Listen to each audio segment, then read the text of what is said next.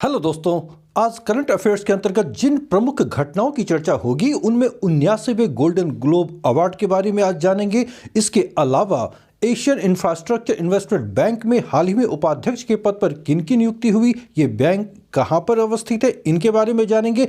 और साथ ही साथ प्रधानमंत्री द्वारा वीर बाल दिवस मनाने की घोषणा की गई है, तो आज इस संबंध में विस्तृत रूप से जानेंगे वीर बाल दिवस की गाथा क्या है। दोस्तों, हाल ही में पंजाब की घटना के पश्चात हम लोग ये जानेंगे कि प्रधानमंत्री की सुरक्षा पर कितना व्यय किया जा रहा है, ओपन रॉक संग्रहालय की स्थापना कहां की गई है, इसकी क्या विशेषताएं हैं और विश्व हिंदी दिवस कब मनाया जाता है और क्यों मनाया जाता है। आज का जो पूरा सेशन है काफी महत्वपूर्ण है, इसे पूरे वीडियो को ध्यान से आप देखिएगा। तो चलिए शुरू करते हैं। भारत के पहले ओपन रॉक संग्रहालय ओपन रॉक म्यूजियम की स्थापना कहां की गई है? आंसर है ऑप्शन सी, हैदराबाद। दोस्तों, भारत के पहले ओपन रॉक संग्रहालय की स्थापना हैदराबाद नगर में की गई है। केंद्रीय मंत्री जितेंद्र सिंह ने 6 जनवरी 2022 को हैदराबाद में इस ओपन रॉक संग्रहालय का उद्घाटन किया है। इस रॉक म्यूजियम की क्या विशेषताएं हैं, तो ध्यान रखिए, इस रॉक म्यूजियम में भारत के विभिन्न हिस्सों से लगभग 35 विभिन्न प्रकार की चट्टानों का संग्रह किया गया है और इन चट्टानों की उम्र 3.3 अरब वर्ष पूर्व से लेकर पृथ्वी के इतिहास के लगभग 5.5 करोड़ वर्ष पूर्व तक की है। ये इतनी पुरानी चट्टानें हैं जो हैदराबाद स्थित संग्रहालय में रखी गई हैं।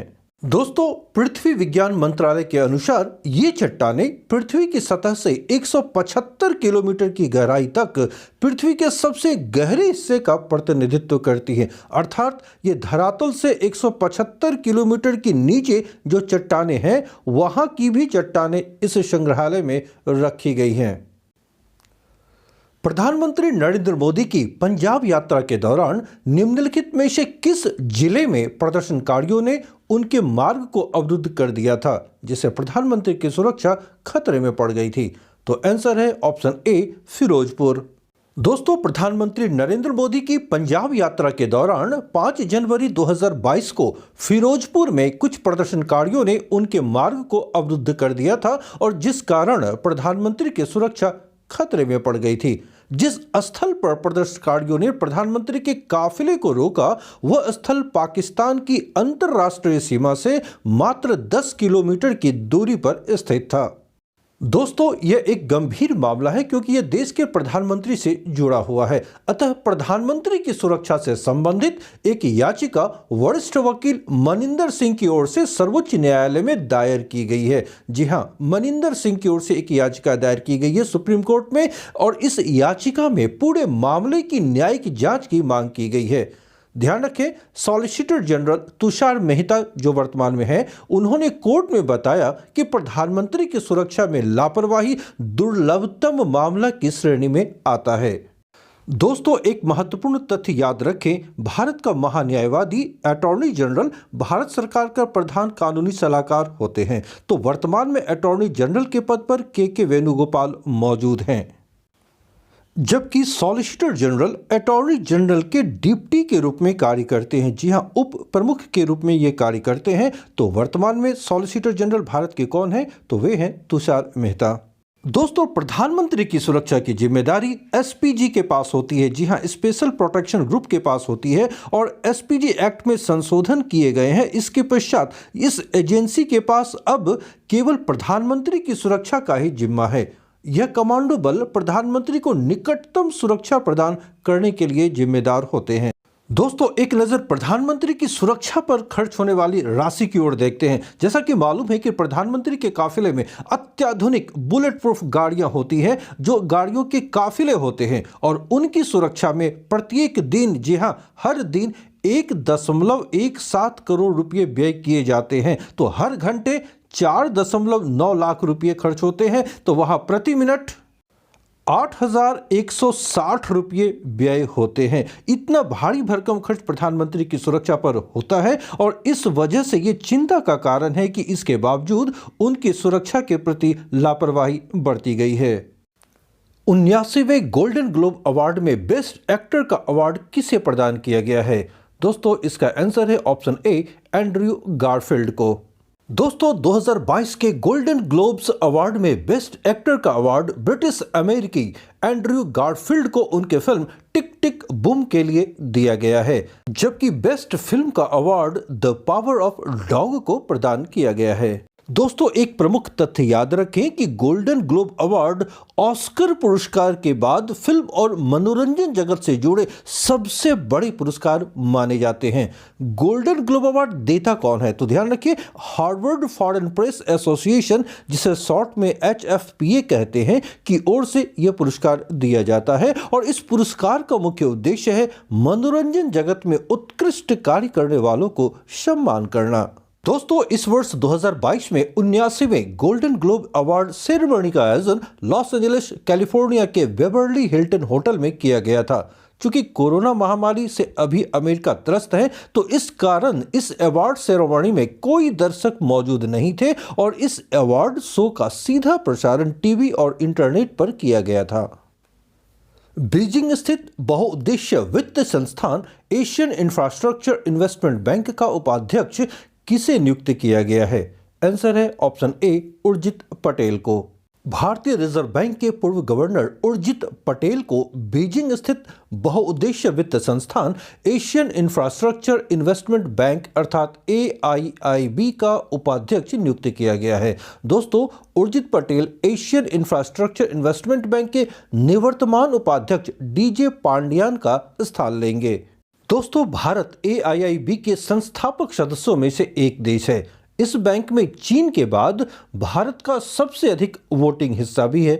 तो वर्तमान में इस बैंक के अध्यक्ष कौन है या प्रमुख कौन है, तो ध्यान रखिएगा ये चीन के ही जिन लिक्यून है, जो पूर्व में चीन के उप वित्त मंत्री रह चुके हैं। दोस्तों इस बैंक में उपाध्यक्ष के रूप में उर्जित पटेल का कार्यकाल 3 वर्षों का होगा। एक महत्वपूर्ण फैक्ट यह है कि उर्जित पटेल की इस पद पर नियुक्ति एक महत्वपूर्ण कदम है, क्योंकि भारत अपनी 28 परियोजनाओं के लिए वर्तमान में इस बैंक से $6.7 अरब की वित्तीय मदद ले रहा है। दोस्तों उर्जित पटेल इससे पूर्व 5 सितंबर 2016 को रिजर्व बैंक के 24वें गवर्नर के रूप में पदभार संभाला था।